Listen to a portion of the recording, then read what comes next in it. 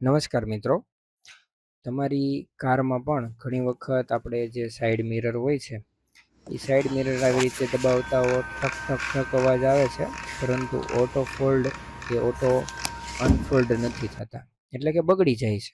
તો એને કેવી રીતે રિપેર કરી શકાય? બહાર આપણે ભાવ પૂછાયો તો એમ કીધું કે રિપેરેબલ નથી, નવું જ આખું નાખવું પડશે. એટલે આપણે ચાલુ કર્યું રિપેરિંગ.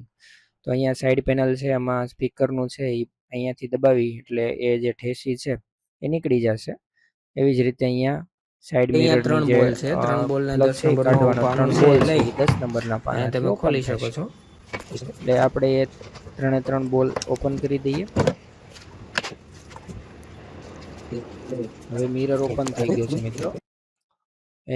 આ મિરર છે એને હવે તમારે અલગથી ખોલવાનો છે. એમાં આગળનો જે કાચ છે એમાં માત્ર ઠેસી હોય છે, એ દબાવવાથી આ ખુલી જાય છે, ખેંચવાથી પણ નીકળી જશે.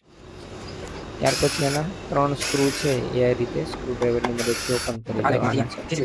આ સાઈડ પેનલને અહીંયા વ્હાઇટ પેનલ છે અને અહીંયાથી આપણે એના જે લોક છે એ લોક કરશું એટલે આ રીતે લોક છે એ ખુલી જશે. ત્યાર પછી ઉપરની સાઈડ એક ઢાંકણું આપ્યું છે અને સાઈડમાં ખોલવાનું છે.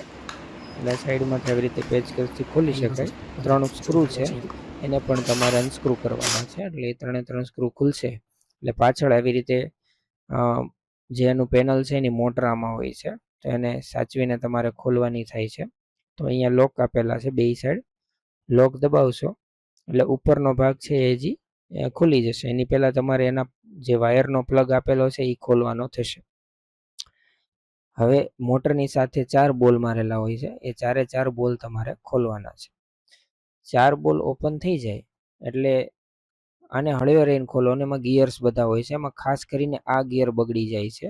હવે એને બીજે કશું વાંધો હોતો નથી, પણ મોટા ભાગે પ્લાસ્ટિકના ગિયર કંપની આપે છે, એટલે પ્લાસ્ટિકનો ગિયર છે એ તૂટી જતો હોય છે.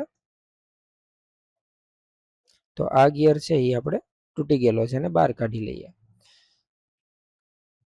110% આ જ ગિયર તૂટવાથી પ્રોબ્લેમ થતો હોય છે, કેમ કે પ્લાસ્ટિકનો છે અને લોખંડ સ્ટીલ સાથે એનું કનેક્શન છે.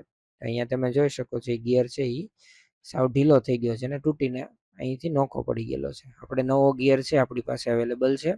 તમે નીચેના વોટ્સએપ નંબર પર મેસેજ કરીને ગિયરનો ભાવ પૂછી શકો છો.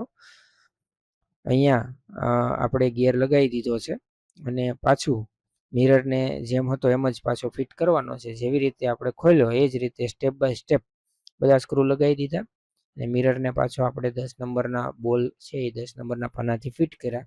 બધું ફિટિંગ કરતાં પહેલાં આપણે ટેસ્ટ કરશું. ટેસ્ટ કરતાં ખબર પડી કે બેટરી છે એ ડાઉન થઈ ગઈ છે. ઘણા ટાઈમથી ગાડી એમનામ પડી છે પાર્કિંગમાં, તો બેટરી ડાઉન થઈ ગયેલી છે અને એના કનેક્ટર ઓકે છે, એટલે બેટરીમાં જ ઇસ્યુ છે. આપણી પાસે એનું પણ સોલ્યુશન છે. આ બેગમાં છે મેં જાતે બનાવેલું બેટરી ચાર્જર. મિત્રો, આ બેટરી ચાર્જર છે એ 1.5 વોલ્ટથી, એટલે કે નાનામાં નાના સેલથી લઈ અને 34 વોટ સુધીની બેટરીને ચાર્જ કરી શકે એવું છે. 20 થી 21 એમ્પિયર જેટલો પાવર એ બૂસ્ટ કરે છે. તો આપણે એને સેટ કરી દઈએ. જનરલી બેટરી છે એ 14.6 વોટ આસપાસ ચાર્જિંગ લેતી હોય છે અને 5 એમ્પિયર સુધીનો એનો પાવર હોય છે, એટલે 0.5 એમ્પિયરથી 0.6 એમ્પિયર સુધીથી ચાર્જ થાય છે. આપણી બેટરી ચાર્જિંગમાં મૂકી ઓવરનાઇટ એક રાત ચાર્જિંગમાં રાખવાથી એમાં 12 વોટ ચાર્જિંગ ઓકે થઈ ગયું છે. તમે જોઈ શકો છો.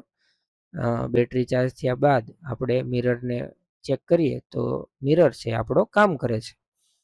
આ 4-5 હજારનું કામ આપણે 400 રૂપિયામાં પૂરું કરી દીધું છે. તો તમને વિડીયો કેવો લાગ્યો? આશા રાખું છું કે તમને પણ આ કામ ગમશે. Thank you so much.